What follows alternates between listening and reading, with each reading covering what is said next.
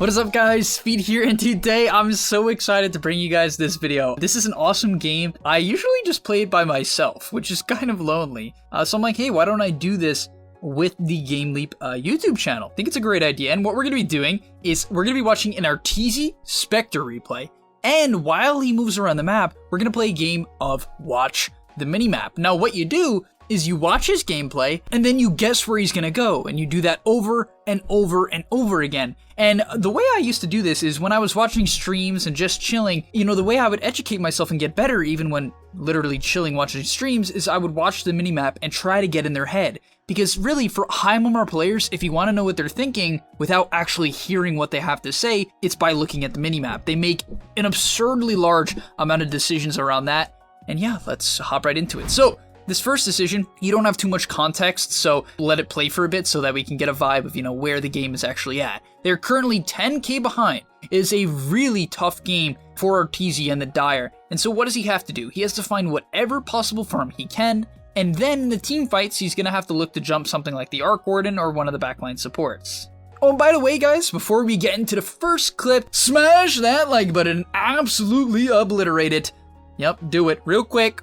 Hit that like button for your boy Speed, help out the channel, it makes the videos do better, helps the channel grow, and of course subscribe if you are new here. Also, for the main GAMELEAP website, I know, listen to me, hear me out, I recently did a live coaching session where I talked about Terrorblade and Faceless Void. I coached a player, he's 2.7k MMR, it's gonna go up onto the website in a few days. I'm so excited for you guys to get long, in-depth coaching sessions that usually people pay quite a bit of money for. You're gonna get it for a cheap monthly fee over on the GAMELEAP website, so click the link down below and sign up right now. Alright, so let's take a look at what Arteezy sees on the map. Currently his team is set up on the bottom side. There is Storm Spirit showing top. We see him pushing in the wave. The question is, does he hit the tower? So the first thing he does is he actually daggers below the tier 1 tower to get vision. This is going to allow him to know, you know, what is going on. Also, you see how he quickly shifts his camera there? Why did he do that? A lot of people would never even consider to do this. In fact, I don't think people have even good enough reaction time to do that. Well, the reason why he wants to is because when you're hitting a tower like this, there's nothing for you to do. So instead, he spends that time gathering information. Only the top tier players do this, I mean it. Like at this level, at this efficiency. He has nothing to do, so he scouts out, he's like, does the Rubik have a Yules? Do I need to keep a Glimmer into account? If you don't do that, you can lose a fight because the support gets a defensive item off that you didn't know they have. So his team starts to clear out of the bottom lane over towards the mid lane. Unfortunately, the Mirana actually walks into the wave, and so they're in a pretty weird spot. They have to make up their mind, do they go, do they back? Now Arteezy, he continues to push in the bottom wave. The reason why this is safe, even though it might look like it's not, after all they have a Storm and a Bat, is because his team showed mid. So the enemy team is going to be afraid, or assuming they're looking for a gank, and they're going to stay together top. That's like a very, you know, advanced way of looking at the map. Oh, they're scared, they're going to stay together, they're not going to split up. And so what does Arteezy do? He's going to continue to hit the bottom wave for now.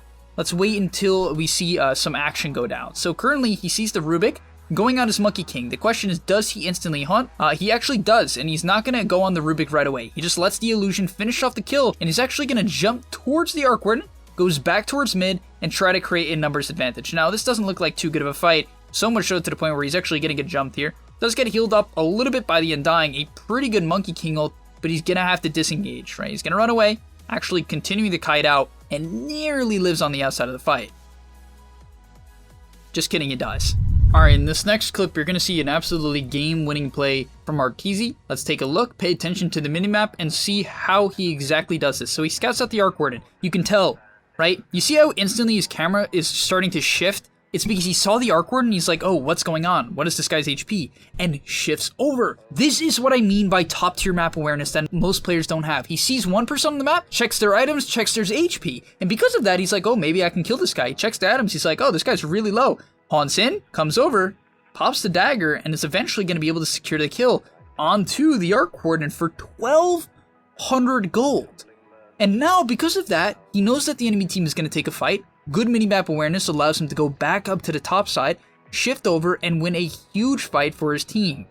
And really, this was the turning point in this match, at least at what I saw. There's another fight that's actually going to go in his favor. He's able to pop the Manta and end up living. But the minimap awareness is everything there. If he didn't do that, he wouldn't get to pick off onto the Arc Warden. He wouldn't get all that gold.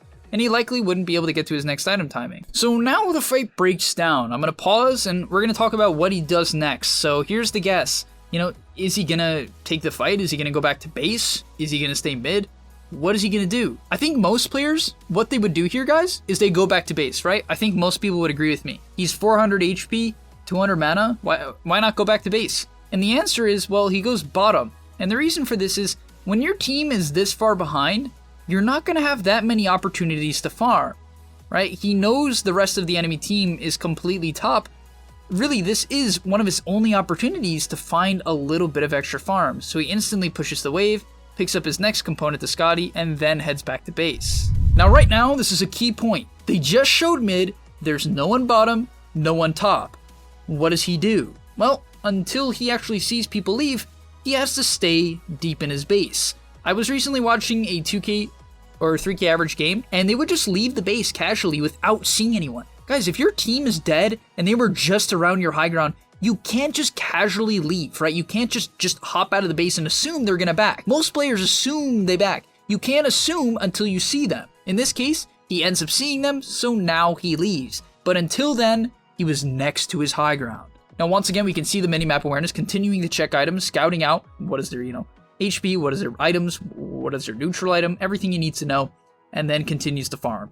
Always watching the map, checks a little bit more items, right? Just seeing what they have, what's going on. Scouts out the storm, scouts out his mana, taking ancients, and now he just needs to decide when he's going to haunt in. They see the Rubik mid, and that could be a potential pickoff. They're definitely going to consider looking for it as he's shifting off across the mid lane here, and likely they'll jump him. So Arteezy goes in, and this is where the fight breaks out. Really good map awareness, because he knows his team is likely going to jump this Rubik, right? There's a high chance. You can see the arrow. The arrow is about to eat his booty. And because of that, Arteezy is going to haunt in to not only contest the Roche, but also create a distraction for his team. Now, he doesn't end up getting the Aegis, but he's able to mind break the Storm Spirit and pop his Blade Mail, which is going to create a lot of space for his team. Also, you can see, because of this good timing, his team's able to get the Rubik kill with no contest. Also, with a god-tier stomp, they're able to pick up another kill, and now Arteezy is off to the races. Unfortunately, the Arc Warden is able to teleport out, but with better minimap awareness, he finds the Battle Rider and is able to chase him down just barely. He goes for the Yules, doesn't get it off, and they get the kill. And why does that happen? It's because when Arteezy was farming the bottom side camps, he saw the Rubik out of position, he knows his team is going to jump, he wants to contest the Aegis, and therefore it's the perfect timing to go. Here his team is just feeding. Guys, please learn from this, You see how his Mirana's just going in and committing suicide? I swear, and I take my word for this, in your average pub, everyone's gonna run in and try to save her. Let her die. You might be saying speed, but it's a 5v3. Yeah, but Undying is across the map, he has no mana, half HP, and no haunt. This is not the time to fight. This is their opportunity to maybe build up a bit of a net worth lead, or, at least close the net worth gap. And once again, we see a key concept here. When he TPs back to base, he's looking at the minimap, he sees the Rubik rotating towards his direction, does have to be careful, but he doesn't go back to base. If you go back to base and sit in your base when you're behind, even if you're ahead, or just, lollygag around, you lose Dota. Especially if you're a carry player, you lose Dota. So he instantly gets out, gonna clear up some waves, and as he gets slightly threatened, he was a bit afraid that, hey, maybe I'll get jumped, or I can't participate in the near coming fight. Then he starts backing to base so he can get mana for his upcoming haunt.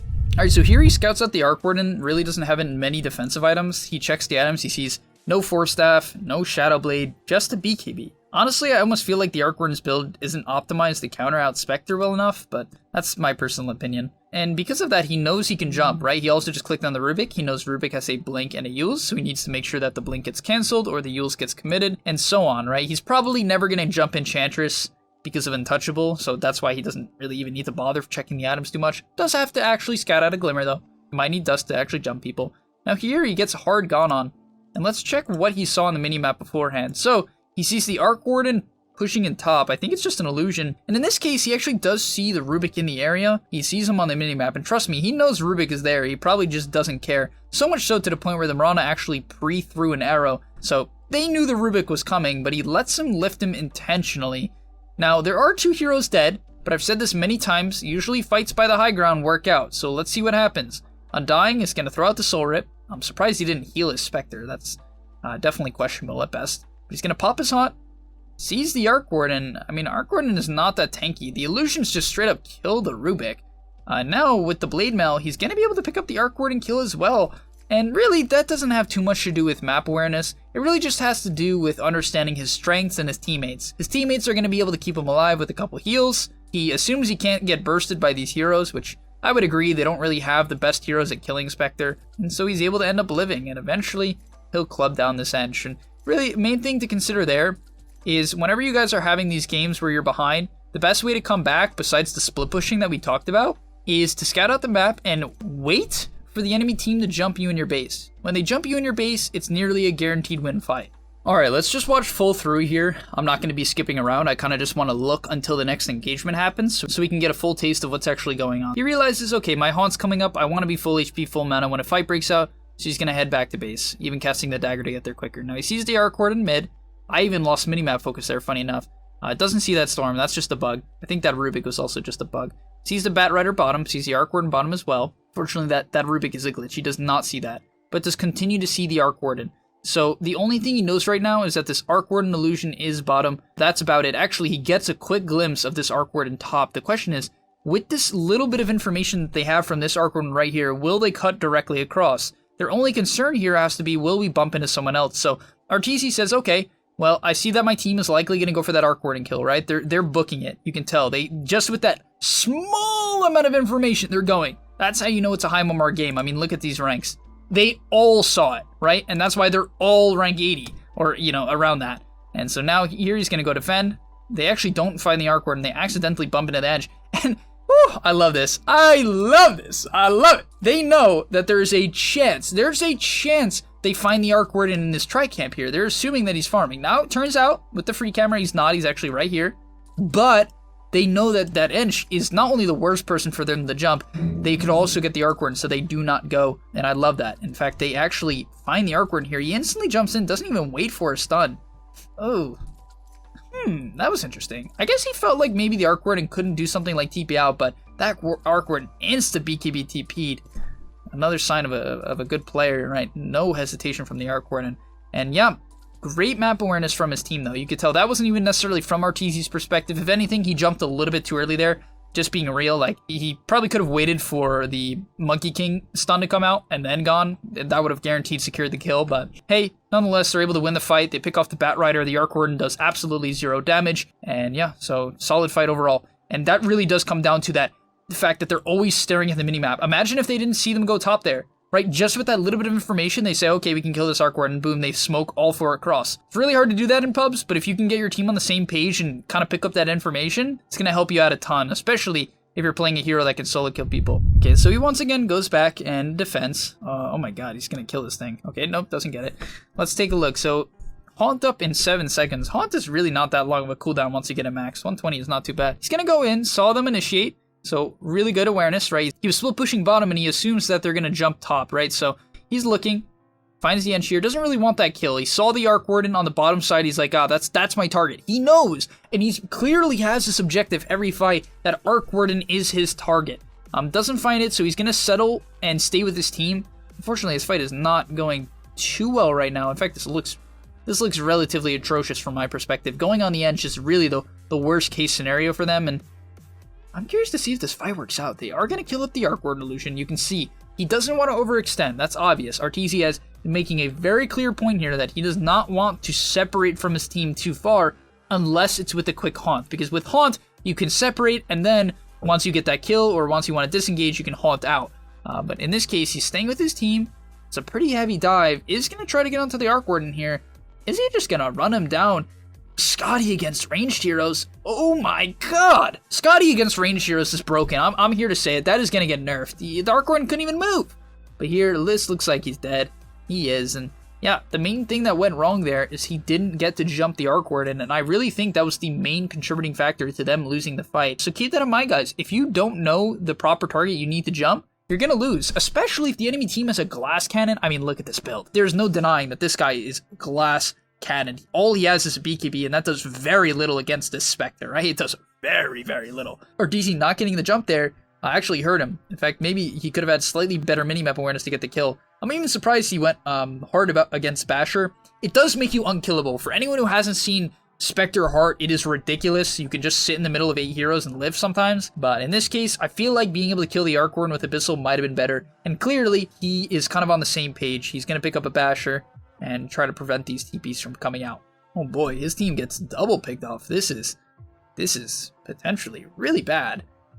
They are going to buy back on the Undying. We'll see when he haunts. So the enemy team, he sees no one right now. So what is he going to do? Oh, he instantly haunts. He wants to take the fight. Does not want to let them get out. You guys see what I'm talking about? That's what I mean. He's like, oh, wait, where is he? Finds the Arc Warden. Gonna jump him. Even, oh, do you see what he did there? Wow. Was that intentional? Was that intentional? That's insane if that was intentional. But he haunts forward here. He finds the Arc Warden, and he doesn't instantly pop Manta. Usually, people, they haunt, they Manta. But what he does here is he daggers, then he walks through him a little bit with the help of the Centaur ulti and, you know, just the dagger to catch up. Then, when he's inside of the guy, he pops Manta, and what that does is block him. Oh my god. That is crazy. Now, the Arc Warden is trying to heal it off. He's able to get Glimmered, but looks like that's going to get purged, and he's going to end up going down. As Arteezy finds the kill. Well, actually, no, the Mirana finds the kill. Very smart. I mean, what a heads-up play. That's the type of stuff you really can't teach. I mean, I guess you kind of can. I'm trying to right now. But, like, doing it in the moment, that is intuition. Like, just the fact that he knew with the Centaur ulti he could run through him and get the Mantas in front. Very well played. And he's going to pick up the Aegis. So, right now, what does he see? Push in mid wave, a Battle Rider bottom. He sees the top wave push in. Looks like they want to run it down mid, which makes sense. They do need someone to cut this mid wave, though. I don't know why the Monkey King is not cutting the mid wave. That seems kind of like a mistake to me. Arteezy understands that, hey, at this point in time, we need to cut every wave possible. Sees the Rubik, sees the Battle Rider. Battle Rider doesn't get jumped. Top wave pushing in, middle wave still needs to be shoved. There is a DD top, which is another thing you need to have map awareness about, right? Runes, they're a really big deal at this point in the game. Like, this DD obviously could just change the entire course of the fight. They see the, oh my god, they see the Storm, he's gonna go in, doesn't find a bash, realizes, wow, the reaction time. Sees that, okay, I can't get the Storm anymore, instantly into the Enchantress. Once again, that is not the best target here. I expect him to back. They do have an Aegis, but do you really want to push with no haunt? Arteezy thinks so. He probably is just going to slow siege, right? This is a slow siege situation. Wow, the Lotus! It comes out and prevents the lasso. And now all he has to do is go on the Battle Rider. Just see the Arc Warden behind. Instantly switches over to the Arc Warden. You see how? That's minimap. It's minimap. I mean, it's two things. It's probably him just assuming, okay, the Bat Rider is in the front, where's the Arc Warden? Arc Warden's behind, right? But even in major team fights, the best players in the world will look at their minimap in just the intent to see who they need to go on, right? Because as I said, guys, right, they have targets. They know who they typically want to jump with whatever spell or hero, right? It depends from hero to hero, but in this case, he's the Arc Warden killer, right? So he's going to go on this bat. It's an easy kill, right? But the bat gets the Yules off instantly. He's like, I don't care about that guy anymore. Boop, runs over. Bat Rider ends up going down to the Monkey King. It's actually kind of a sketch situation. They're barely dying, but he sets up for a huge Monkey King ulti. They take down the Bat Rider. They take down the Arc Warden. And, oh my god, a lot of buybacks coming out.